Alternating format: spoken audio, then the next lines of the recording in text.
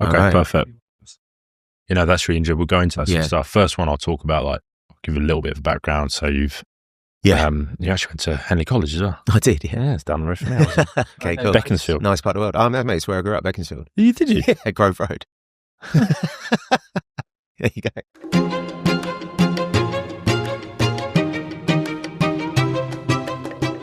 This is Human Alchemy with Ross Neal.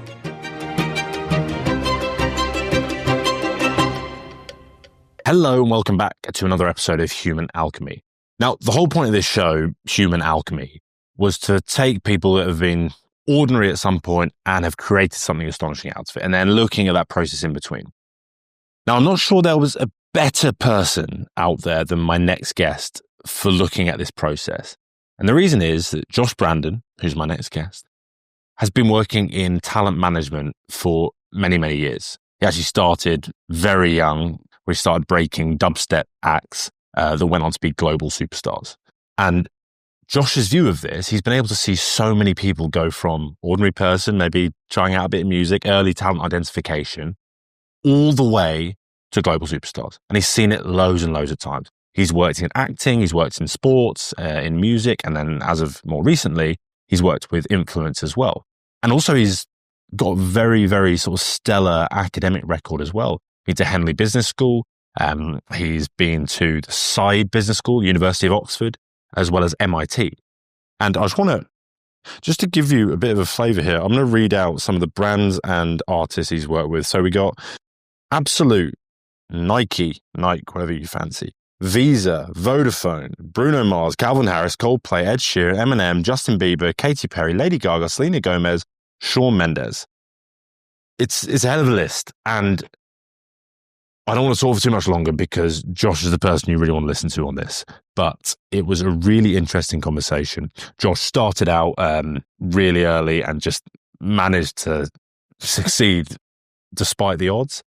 He then left and went into doing a few startups as well, and then has returned to the music industry now, as well as focusing and having to adapt to that social media age and music promotion, a big shift in the industry.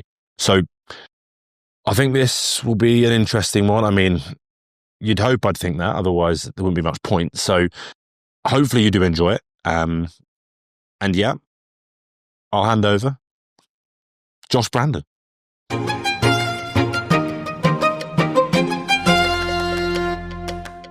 Josh Brandon, how are we doing? Yeah, good, thanks. Yeah.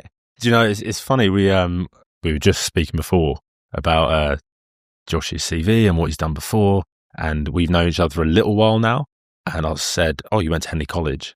And he said, yeah, well, that's near where I grew up. And I was like, oh yeah, same, I actually grew up in Beaconsfield. He went, yeah, same, yeah, me too. So it's funny. Small world, isn't it? Yeah. It's funny, a 2-minute conversation before this leads us in. But look, thanks so much for joining me today. So reason we've got Josh on is because you've got a really interesting background. You've started loads of little ventures here and there, and big ventures as well. You've worked with talent management for how many years? About, over 20 years now. So yeah, 21 years. 21 years, and that's in the music industry, that's in sports, that's in influencers now, I imagine, emerging over the last few years. Yeah. And your view on sort of what goes on behind the scenes there and what either consistencies or inconsistencies of performance that you've seen across those disciplines. Yeah. I think is super interesting. And I want to dig into that. The first thing I want to ask you is, and actually before I do, also your education history as well is equally stellar. You know, I was in MIT on there, Oxford. Is it Said or Said? Said, Said. Yeah. I'll show my unintelligence by the way I say it. But also stellar. So there's kind of a history of high performance from yourself, let alone the acts you manage. So the first thing I want to ask you is, have you noticed any consistencies across those disciplines between those high performers? Yeah, I mean, obviously work ethic is a huge one, right? No one gets anywhere without really putting the work in. There's a lot of people out there with talent. There's not a lot of people who actually have the talent plus the conviction and the work ethic in order to be actually able to make it. Because there's all sorts of challenges along the way, you know, it's like, it's one thing getting going, it's another thing then kind of really breaking through, it's another thing then sustaining what is like a really intense period. And people's careers for the most part are quite short. I mean, again, you mentioned influencers, and it's like one of the challenges influencers have is that they can rise really quickly, but then, usually the saying is faster they rise, the faster they fall, right? So, there's these moments that people have to make the most of, and there's all this pressure on people. And it's like, it's a real challenge for people that I don't think a lot of people are prepared for when they go into it, And I guess in the influencer space as well, a lot of people become famous without even really wanting to or realizing what they're doing, right? Whereas in sport, it's like, what you're doing from a very young age, you're into it and you carry on. And it's the same in music for sure. People tend to be practicing and honing their skills for their whole life. And then people kind of see this overnight success happen, 10, 15 years after people have been trying to kind of get going. And, even longer now, it takes an average of about 9 or 10 years for a pop artist to break now, which is crazy. So when you're a manager, you take someone on, it's like, that you might be working with them for a decade before they even break now, which is insane. So imagine the sort of like resilience you have to have in order to break through all of those little micro wins and stick at it. Because every micro win, there's probably like 1 in every 10 rejections, Really? Yeah. I mean, when we would, working and being in around actors, for instance, you just imagine just going like to audition after audition after audition after audition and just getting no. But in the knowledge that all it takes is 1 yes. And do you know what I mean? So it's like, when do you give up is one part of the problem. I mean, I actually, a bit of an anecdote, but I had an artist who had multiple number ones in all over the world, actually. And then they called me up about a month before their first number one. And they were like, look, we don't know if we can carry on doing this. We haven't been making enough money and we kind of want to move on with our lives. One of them was going to go away and learn a trade, that sort of thing, and just kind of give up on what they were doing with DJing. And they'd had a relatively successful career at that point anyway. But it was just, it was like they were ready to kind of give up. Their resilience has kind of run down on it all when they were getting other pressures. And I was like, literally, guys, give me 1 month and I promise you things will be different. And literally a month later, they had a number one record and it was massive. It was like multi-platinum in multiple regions. It was like one of the biggest radio records in the world at the time. It was nuts. And their whole life changed. They became multimillionaires and whatever else. Like, it was nuts. But it's like, that's the fine line between success and failure. They could have easily walked away from it and have very different lives now. It's crazy. But you need that kind of conviction and self-belief as well to an extent. I think it's very different, the self-belief in sport to music. There's a lot of insecurity in music. But at the same time as that insecurity, the juxtaposition is that there's also self-confidence in maybe the talent. And then there's insecurity in terms of like the fame or the social media is now a big problem for a lot of musicians, because let's say you're an electronic artist and you basically spent your whole life living in a basement making music, and then suddenly you have to DJ is one challenge, but then or do a live show, whatever it might be. Yeah. But then equally, imagine you have to put yourself out there as a personality now online. Like, that's not what they're built to do. And it's like that trade-off is very difficult. So again, you have to have people that are very aware of what the world needs from them and how they need to engage with the wider world in order to be successful. And I think, that's what I mean about people who have loads of talent. If they don't have the conviction and the self-awareness, then they're never going to get where they need to. Well, they might by pure luck and chance, but then they won't sustain it because they don't have, those, that resilience basically that's necessary. That is an interesting piece. And at what point, so with different agencies, I assume there's a lot of competition for talent. For sure, yeah. At what early stage do you try and pick these people up? Look, when I started, it was like super early. I was lucky. There's always scenes breaking out all the time. My one was dubstep. And when I was about 15, 16, I kind of came across that when it was developing from the roots of garage, basically. And that was the kind of sound. It blew up globally and I was very lucky in it. I managed to kind of, I used to chat to people on MSN when I was at school and I ended up putting out records from these people. And then I ended up in essence managing the first dubstep artist, basically. I managed the first dubstep DJ, the one who coined the name, and he was named one of Mixmag's greatest DJs of all time. All that kind of stuff. It's a guy called Hatcher, really, really cool DJ. He mixed the first compilation in that sound and stuff. So I was part of that scene. I wasn't like as integral because I was a young guy, but I was part of the scene. And it was like, it's quite funny. I went to a show recently because it's sound that's coming back now. And I walked in there and I saw some of the old people, and it was like really nice for me because they were like, really great to see you. That was a big part of my life and my journey. But that was working with people that the rest of the world and industry, when we first got into it, like no one had heard of, no one cared about. And then suddenly it was like, went from 200 people in a basement at Shoreditch to 400,000 people at EDC Vegas. It was wild. And so, but as my career has progressed, now I'm a bit like, we wait for recommendations from people in the industry. We are focusing on signing people of a certain level, but that's not because I don't want to put the effort in. If we come across somebody that we're really, really into, we would do. But for the most part, it's like I can add the most value for people who are going on this next stage of their journey. They might have a really solid base, but they don't quite know how to go up another level. That's where I want to be operating now. So it's very different. But like, and I think that's a really interesting point, because as a manager, you come across all these different levels and your artists are going through different challenges all along the way, you know? And so it's not just that your role is different in terms of from a commercial perspective, but it's very different in terms of the journey that you're going on with the talent and how you need to advise them and help them and what support you need to give them as they are coming up against, you know, brick wall after brick wall, you know? And it doesn't stop, right? Even the biggest artists in the world are constantly coming up against different challenges and different issues. And to remain at the top of the game when there's such a handful of spaces at the biggest level is a lot of pressure. And before we move on, actually, can I ask who the double act was? Oh, Sigma. Really? Yeah. They were about to... Yeah, Sigma were, you know, in a position where they were like really... for me, it was always like the music quality. There was something in it. And I was, you know, we the company I was part of or working with at the time, we'd already had a lot of success with DJ Fresh. And I'd been able to join something where there was this like drum and bass crossover. I think Fresh had the first dubstep #1 and the first drum and bass #1, right? And he'd been around for a long time. He'd been a big DJ since he was about 16, 17, 18, and when drum and bass first blew up. And so we'd started to kind of see this. And so I was like, there's real potential here on the commercial side. But I think they kind of felt like because of that sound, they weren't really in the drum and bass scene in the way that other people had been. And so I think they'd just reached levels of a bit of frustration in where they were going. But, you know, I'm sure they would say as well, like, it's definitely the best decision for them that they kind of, and the whole thing with it was quite mad as well. So I'd love to claim it, you know what I mean, that it was this mad strategy. But basically, like, I think one of the things that I've found, particularly with music, is you build the foundation and then the serendipitous moments come along and then you have to capitalize on that. And that's what happened here. They built the foundation. We started to do some stuff. We put out some records and started to feel out with Radio 1 where they might fit and all that stuff. But in reality, they put up a bootleg on SoundCloud, and which they didn't have any rights to. And it got like loads of downloads straight away. So the label called me up and they were like, that needs to come down now. Basically, we're going to release that. It's amazing. And so we ended up managing to get around the rights issue and putting out a record which was Nobody to Love, which was huge. So that's the record I'm talking about. Really? And that was their first #1. And then we had Changing, and then we had Glitter Ball and all these different hits, you know. And it was like, and yeah, they were amazing, like super talented, really cool guys. And I'm glad it worked out for them for sure. Yeah.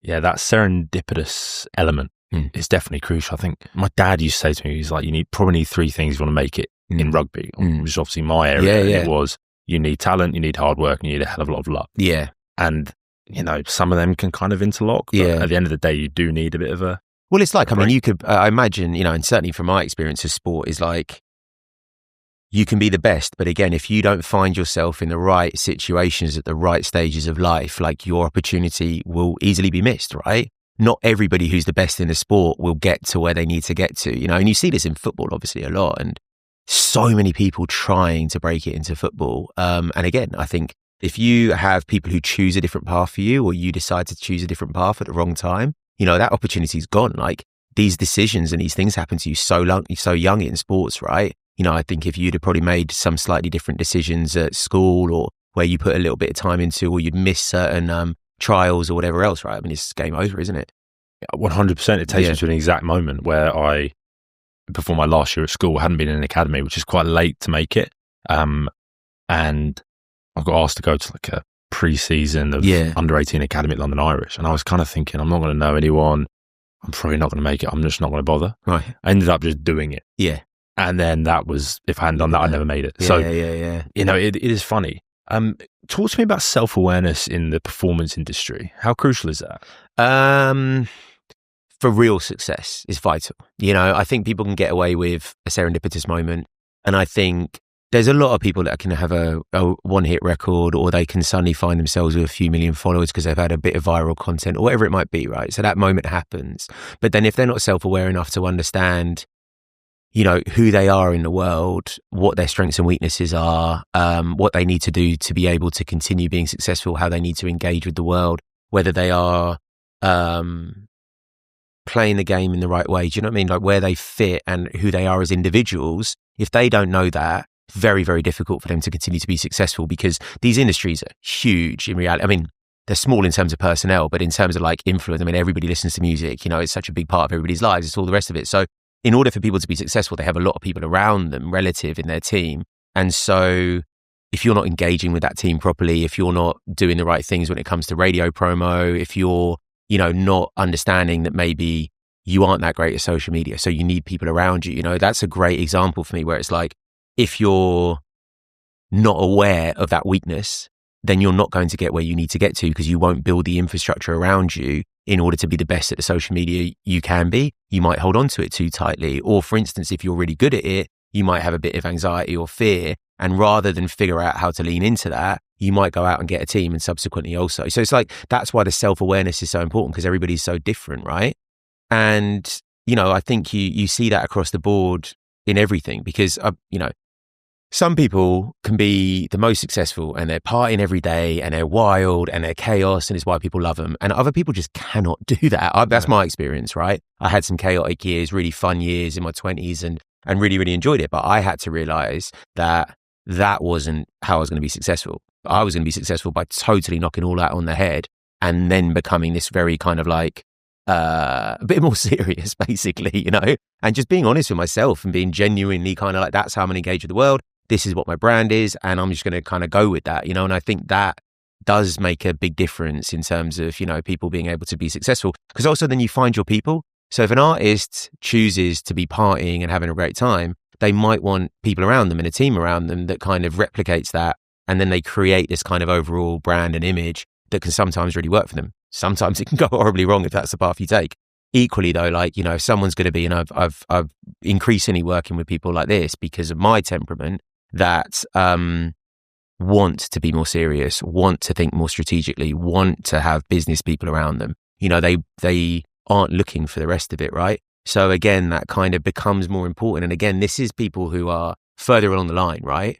And I think without that, they wouldn't be there, but they certainly wouldn't be able to go up to the next level, because you also have to understand who your audience is and how you engage with your audience. And if you don't do that and you're not self-aware enough to understand why your fans might be into you, and you just presume maybe it's because they're really into you as opposed to into the product that you're presenting and the facade, then you can find yourself failing pretty quickly. Yeah. And can I ask you, who is the highest performing artist you've ever seen? Highest performing, there are so many of them, but unexpected. As you would expect, it is like those top pop artists that you see, like absolutely, like there's a reason why they're there. But for me personally, I had a first phase of music management, basically. So from the age of about 16 to 28, 29, I did it like nonstop. And right at the end of it, I started to, I had periods of on and off or whatever. I did a couple of years of sobriety when I was like 25, and it was like, that was when we were having the hits with the more commercial drum and bass and kind of dance acts that we were. But I then got acquired by a big manager and a company called Live Nation, who are like the biggest promoter in the world, and they have like an artist management section. And so I got to, look behind the curtains of how those real like top level American managers at the time are kind of working, which was great experience when I was kind of so young, and to have that acquisition kind of happen was probably quite serendipitous because the timing of it was all quite there. It was quite short-lived in the end for a variety of reasons, but at that time, anyway, to keep a long story short, they looked after a load of big acts, and one of them was Pharrell Williams. And being in that environment and seeing that, it's like super creative, super self-aware, as we're talking about, really, really, really smart, really amiable, able to kind of like really have people warm to him and, work with people in a really interesting way.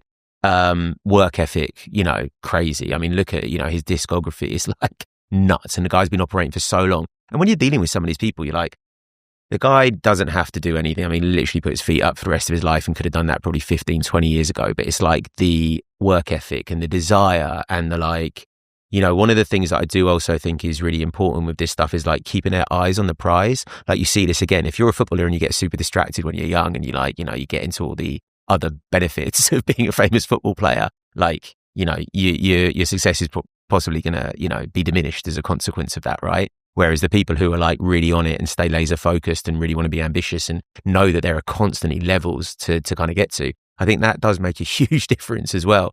You know, and I think he was one of those people where it's like, there's always something more interesting out there. There's always more stuff to do. There's always different things to experiment with musically, you know, and he kept music at the core of what his, you know, and fashion realistically now, but that creative output as at the core of what he's about. And I think that makes a huge difference, you know. Some people can be super successful because maybe money and that drive is, you know, to earn is there. But again, they then need to keep that laser focus on that, right? And it's like, to keep chasing the dollar bills when you've already got a load in the bank, you know, it's like, it's a certain mindset, you know. So I think there are those things. I think that is a huge thing as well, is like keeping laser focused on what you're kind of like, for a better way of wording it, North Star is. And is that something, as a talent manager, I don't know how you would describe your role in that, but it sounds like you're almost a performance coach in a way, where you take them from here and your goal is to get them to here. Yeah. And you're managing everything around that. Yeah. Well, it depends on the artist, to be honest, because you get some people who are like really on it with certain things, and then for you have to pick up other areas. And, you know, people are all very, very different. Increasingly so for me now, though, where it's like you're taking people on. And I think what we tend to find, say someone's had representation before, they've been on this journey, and then when they come out of that, whether it's been because they've been dropped potentially by a label or something like that, or by a manager, or they fired a manager who they no longer feel is able to take them on to the next level. Well, if we take on someone like that, they've already got a relatively big business, but what they're really struggling with is how they level up. So they might be like, in essence, a tier 2 artist, right? And so it's like, well, how do you break through to be a headline act? A lot of that is down to what we're talking about here. Are they self-aware enough to understand where they sit and what they've got to do? Or is their ego like way out of control and they think they've already made it, so they've fired their manager because it's like they think that they're much bigger than they are? That's a really hard person to deal with, you know, in a really difficult situation. So when you're trying to go on a journey with someone where you're like trying to help them see that stuff before they can move forward, it's almost like you've got to convince them to take a step back and be more objective and really understand where they're at, and then help them figure out who they are moving forward, you know. So yeah, a lot of it is that. Other people you take on, and it's like, I've seen a lot of it over the years, you know, self-destructive stuff, you know, people getting to a certain level and like blowing their lives up and stuff like that, because you just can't kind of take it. So a lot of that is about trying to figure out, you know, who the person is, how you can best help them. And a lot of that help and support, particularly when they're at a certain level, is basically psychology, you know, and being a coach on that level. And it's a very personal relationship you have with people. Again, I think it's changed to me. It's much more professional now in my engagement with the artist, but that doesn't change the fact that our relationship is very, very close, and we rely on each other realistically, because I'm not going to be successful unless they get as far as they want to be, because it's all commission based. But equally, like, they're not going to be as successful as they can be without us as a management team. Otherwise, they wouldn't hire us, right? They'd be getting on with it. That's really interesting, because you know, in sport, we have a coach and then we have our agent. Yeah. Whereas they may have vocal coaches, or no, it's the same. Singer, but it's the same. They will have would they have? Yeah. Who would take the role of coach then? So the manager for sure. Right. So basically, what you've got is it's the same in most forms of entertainment. Slightly different in the influencer world, where managers and agents are kind of the same. And a manager's role in the influencer creator spaces, good managers add a lot more value, but for the most part, managers are basically there to negotiate deals. But in most other forms of entertainment, so acting, music, etc., you have an agent who books the jobs. So the agent is just a deal maker, basically, for the most part. I mean, I don't mean to put them down. Like, some of them are the most smart people and ambitious people, and to be honest, in the industry, they're the most successful. Like, that's where the money's at, really. It's the job of the manager to provide the agent with the tools. So build the brand, give them the story that they can sell through to the promoter, and then it's also the job of the manager to figure out, you know, this positioning for the artist, who the artist is, and help support them and help them get there. So that's where the coaching kind of comes in, you know. Yeah. Okay, that's interesting. And you've been on tour with artists before, right? Mm-hmm. In my head, these are quite, you know, there's a lot of alcohol. It's not like a tour with a sports team where it's, you know, let's play. The performance level of that is something I'm really interested in, because you have to deliver, I don't know, how many shows would they do in a week? I mean, can be 7. Yeah. So like, that's a seriously demanding schedule. Yeah. And I imagine they're also not treating themselves like a professional athlete. right? Or maybe some do. What does that look like? I mean, how can you when you're just time zone to time zone to time zone? I mean, honestly, by the end of some tour runs, you're like, I have no idea where I am, what hour it is, and what we're doing, now, basically. And I mean, people like Steve Aoki from an electronic DJ perspective, I mean, I think at periods he's done more shows than there are days in a year, right? It's just like, it's basically show, private jet, because it's like, it's the only way to facilitate it, particularly if you're doing multiple shows in a day. So it's like, it's chaos.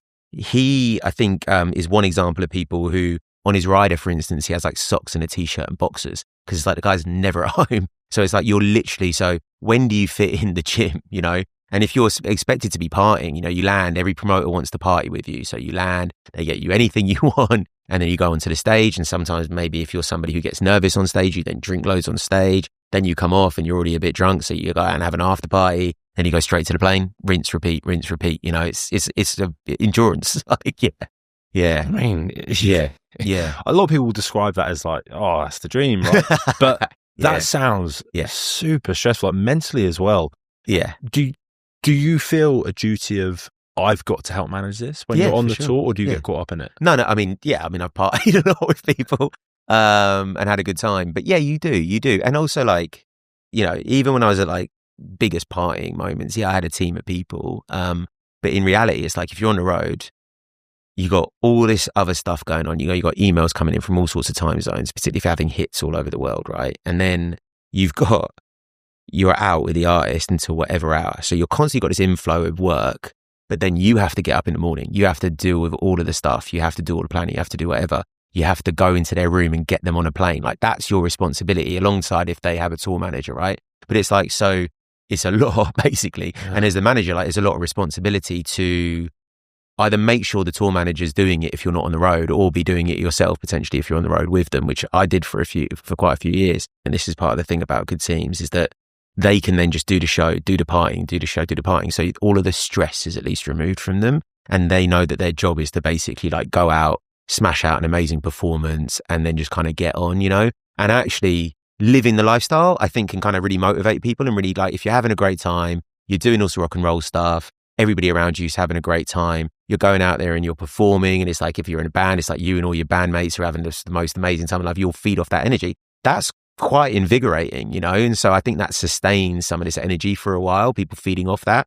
And some people can just go on and on and on doing it, which is wild. But bands and pop artists tend to cycle what they do. So you go on tour, then you do an album, and you go on tour, then you do an album, and then maybe take a year off or whatever, right? DJs is like boom, boom, boom, boom, boom. No rest for the wicked. Like, yeah. You mentioned someone who does actually treat themselves like an athlete when they go on tour. Who was that? Was it a drummer? I mean, there's a few people, to be honest. I mean, like Calvin Harris, for instance, is like super healthy, like completely changed his vibe. I mean, can see it in the photos. Like he kind of changed his energy. But like that was a big thing for him, kind of like reached the point where it was just like, I'm not enjoying this. I want to get more out of this situation. And he really kind of changed his lifestyle as a consequence of that. And now it's like nuts and bananas on the rider rather than vodka, I've just gone through something with somebody at the moment who is spending a lot of time on the road, and he made the decision himself. Again, it's not like I'm kind of like, one of the things that can happen is it's like, sometimes you have to be very soft with your approach, and I'm sure it's the same with sports coaches and stuff like that. There are certain people where it's like, you can't tell them, you know what I mean? It's like, you got to help them come to the conclusion themselves sometimes. And this example is someone who's really kind of realized that for them to sustain being on the road, they need to be going to the gym more. They need to be doing certain things. So as soon as they get a chance to be at home, or when it comes to the hotels they booked, it's like it needs a gym, or it needs a pool, or it needs a spa, just so if they do get an hour to themselves, like they're utilizing it, right? Otherwise, it's like if you're hungover, you can also just spend the whole day in bed, and before you know it, you feel even worse, right? So it's little things like that you try and help them with. And it's like, if you can provide some solutions on life quality and kind of like nudge them in the right direction, and it also with a lot of tour managers, sometimes, there are artists where you say to the tour manager, like, take the booze off the rider. Do you know what I mean? And it's like, if you see them drinking, have a word with them, maybe let them have a beer, but you have to like pull it back because this person is potentially going off the rails. And it's like, it's really important. There's a duty of care there for sure, And so what I feel there is anyway, because I have a moral compass, but as I'm sure you can imagine, and I'm sure has been documented thousands of times over with your Elvis stories and stuff like that, some people don't really seem to care. Did you see the Avicii documentary? I did. And I was lucky enough to meet him a couple of times on tour. last time I saw him, he was looking like Skeletor, really, really unhealthy. And he had people around him pouring booze down his neck. And it was like, we left this after party in Australia where you go on this, they used to do these runs of tours where you go to every city. So you spend quite a lot of time on the road with people. And we left that thing. It was just like, this not good. And so yeah, my personal understanding of that from a distance, obviously, I'm not involved in any capacity, was, you know, I don't think that people prioritized what was important in that situation. And I think he was also somebody who had really good creative talent, but he's what we're talking about. It's like, it was so hard for him he didn't know who he was. This is a self-awareness thing. He was like lost, you know, he was trying to be this pop star, but he's actually this really introverted, kind person. And it's like, who are you in this world? And I think in a lot of cases, people like that, particularly if they're very kind, for want of a better wording, potentially weak, they can get led in a certain direction that maybe isn't necessarily comfortable for them. And then before they know it, they find themselves in this total like position of just like, you know, they just way out their depth at that point. And it's very hard to then pull yourself back from that scenario, particularly if you don't have people around you trying to help facilitate that. And is that something, I assume you've hired a lot of people into the business as well. Is that something you would look for? That duty of care, that moral compass? Yeah, I really try to work with good people, really try. And I think the industry's changed a lot since I mean, it was already changing when I got involved. To the days of the kind of rogue agent manager, kind of like rinsing people is kind of, for the most part, done. So most of the industry's pretty good and pretty caring. But I mean, Avicii's recent history, right? And there are, you know, there are other examples of arguably situations like that, you know. But, you know, I think for me, like even in the team, as we build a new division that I've started, as I've kind of gone back into music management relatively recently, you know, I work with a particular person who, she's like the yin to my yang, where I'm really serious. She's like really motherly, really caring. And at my first round of doing this at this level, I actually had an amazing woman who was able to bring a different dynamic to the artist and able to look after them and care for them in a way where me having to be like, you need to do this is what we've got to do, this is strategy, this is all serious. I've found out it's really nice to have that. And it's not necessarily a female thing, it's just it's a different voice that's job is to look after them and be able to talk to them in a very empathetic and very different way. And it's very different. One of the things that's hard is to be everything for these people. So a team is really, really important. And I'm sure, again, in my experience of sport anyway, it's like, that's why you have multiple people on that team, right?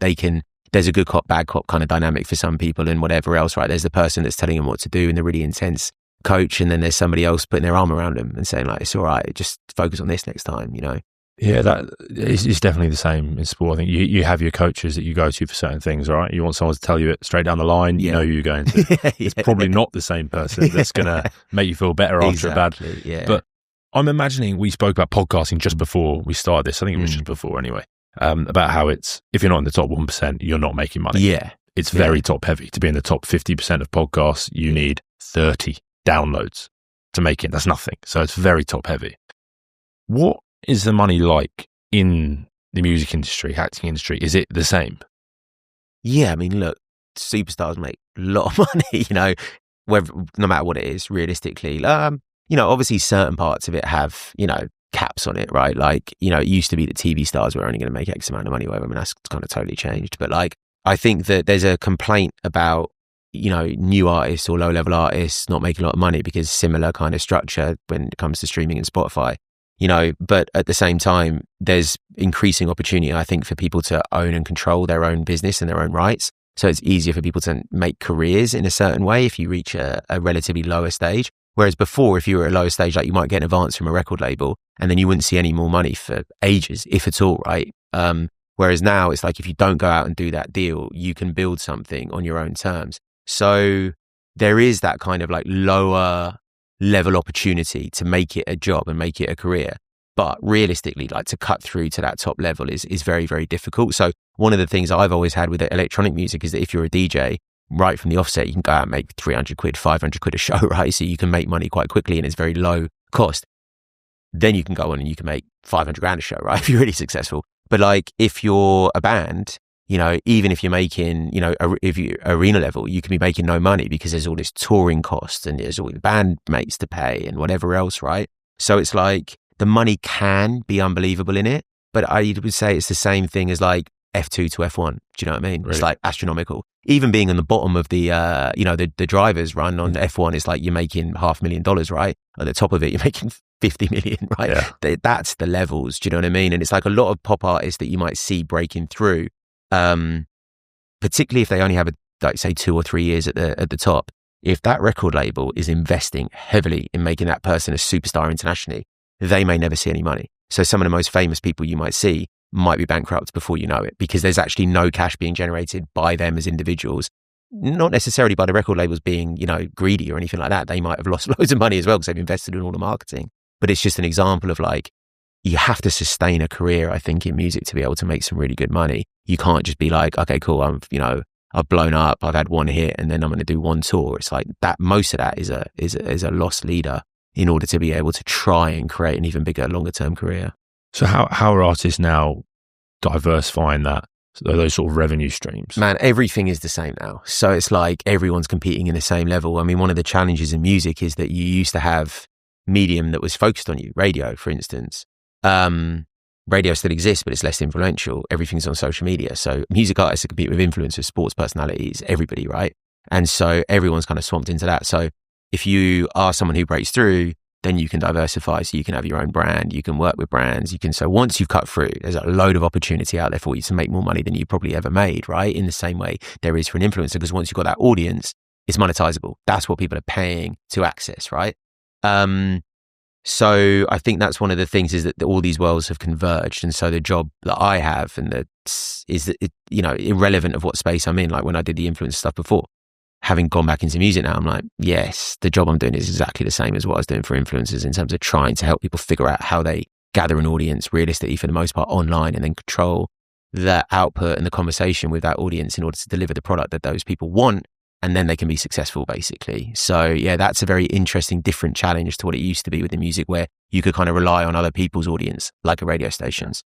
It's true. Now you say it, I'm thinking about all the new artists that I hear now. I hear them first as the audio for a reel or a short. It's attached to it, and then you might go and find them and listen to other stuff. But I wouldn't hear it on the radio and think, oh, what's that? I'd hear it online. It's nuts. So I had, through various different things, I ended up with a marketing agency that was focused in on some music and social media.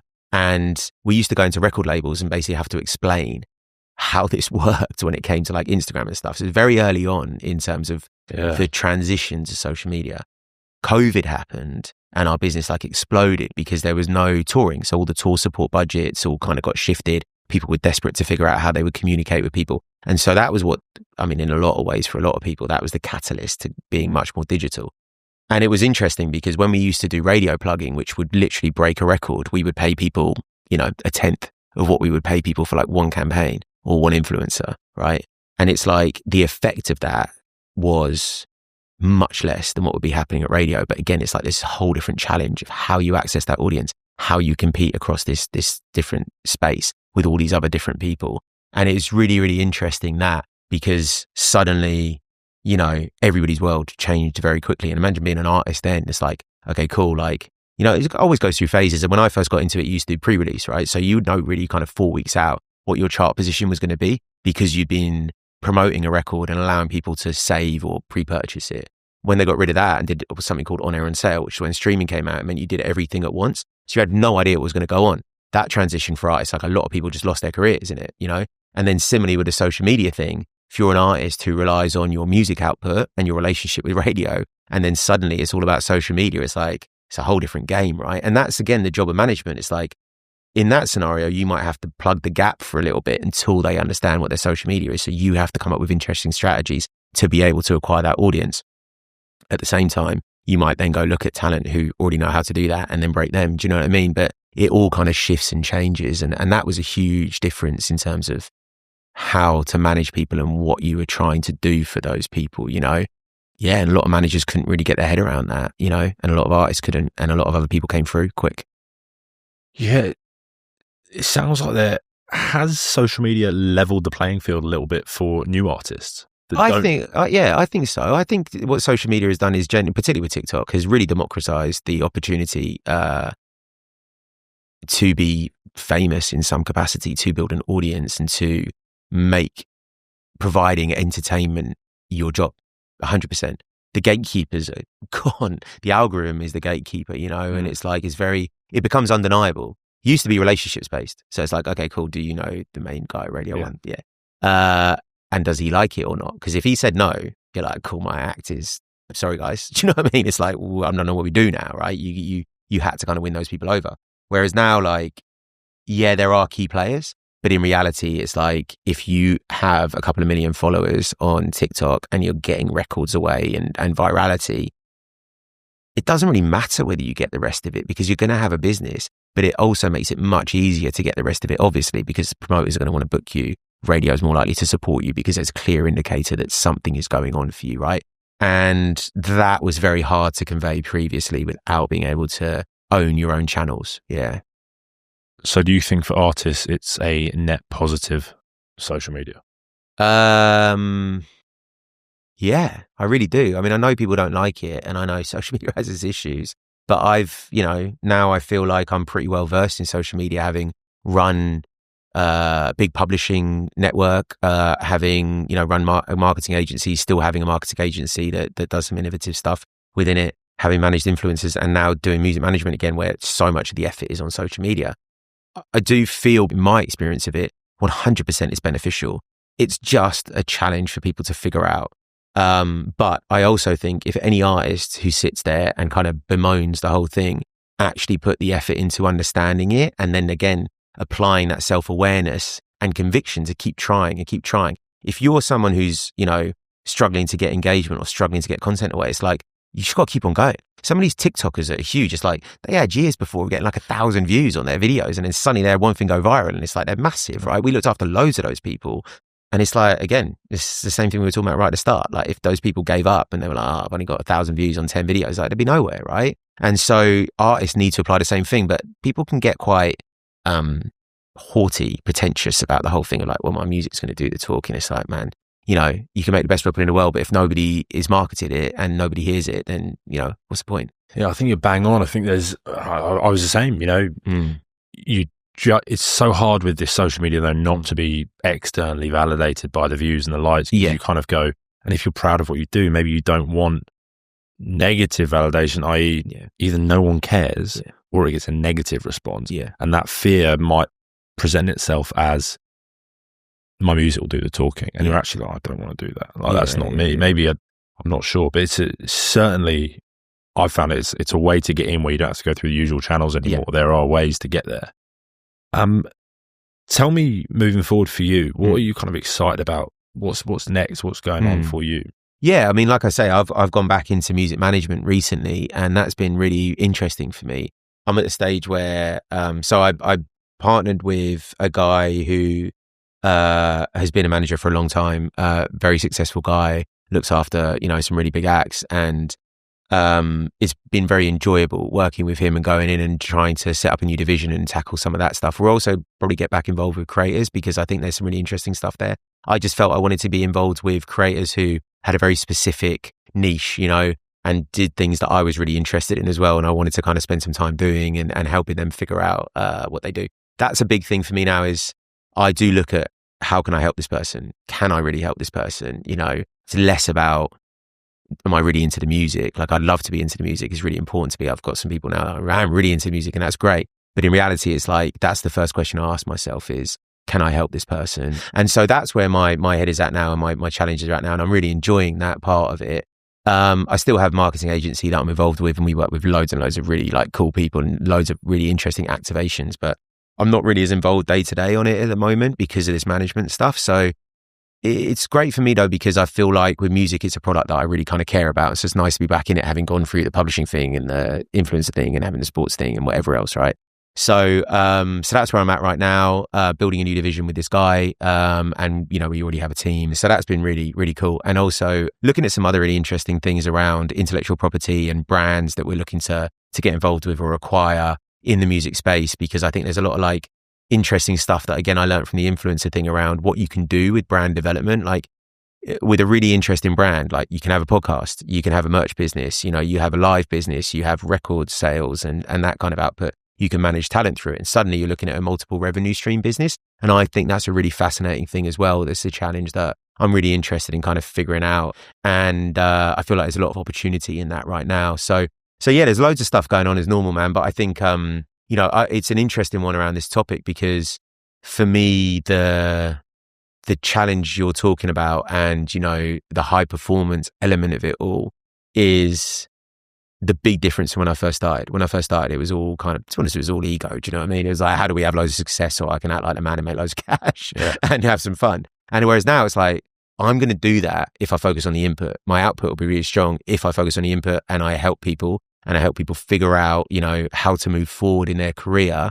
And I think that's maturing as a talent manager, and as a consequence, also, I guess I'm focusing on working with more mature talent who also get that that's what they're trying to do here is, it's not about all the things that it was about before. It's now about, doing things in the right way and building a longer term career.